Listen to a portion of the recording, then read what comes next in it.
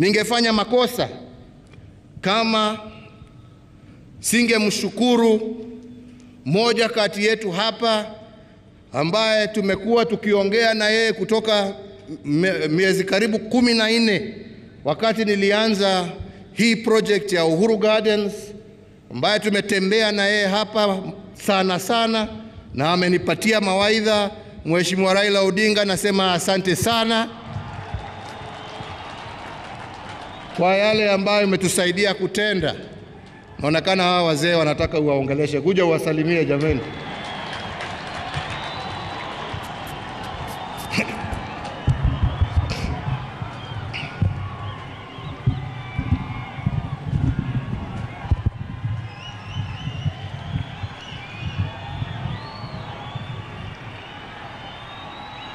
Your Excellency, Rais wa Jamhuri wa Kenya, Uhuru Kenyatta, Mama wa Taifa ya Jamhuri ya Kenya, Mama Ngina Kenyatta, Mama Margaret Kenyatta, Naibu Rais, viongozi wote wamefika hapa siku ya leo. Harambee! Harambee! Harambee! Nimesema hayo kwa sababu yale ndio yalifanyika hapa miaka 58 iliyopita.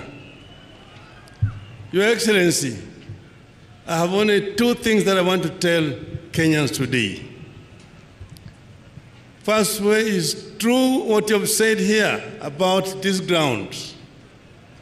But Kenyans must also know that this ground was not chosen for no reason. One, there was a motion in Parliament, and I see the speakers here, then called Legico, about the site. Then there were 3 sites. One was along what was called Princess Elizabeth Highway, now Uhuru Highway, and that was Uhuru Park. The other one was called Mitchell Park, which is today called Jamhuri Park or ASK grounds. This one here was called open ground next to Nairobi Dam. This one was chosen because it was a concentration camp where, as the president has said, freedom fighters were tortured, like they were tortured in Hitler's Auschwitz and Buchenwald. Here, next to the Western Hotel, which was part of this ground, in Langata Primary School, there are torture chambers which have been preserved by the Museum of Kenya for people to know where we are coming from. Your Excellency, what you've done here is great. I'd asked you when you went to Namibia to go and look at what they have done. When you came back, you told me, we will do better. We'll actually come up with the best in Africa. How we are going to remember our past. There are those who say, forget about the past. We want to look at the future. The past is very important because if you don't look at the past, you are likely to repeat the same mistakes made in the past. And here, Your Excellency, you say that you want history unedited here. People will come to know who Wayaki Wahinga was, who Harithuku was, and so many of those are our heroes here. Many of Kenyan patriots have worked here.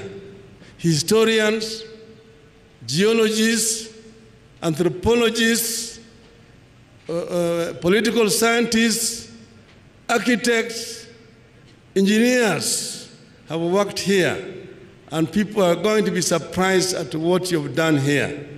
It shows your vision for this nation, of our country. So we, therefore, Your Excellency, I want to congratulate you in front of fellow Kenyans here for the work that you've done that will only be recognized many years after you've left office. So we congratulate you, and this land had been grabbed but those land grabbers who do not see any open space and stop grabbing them.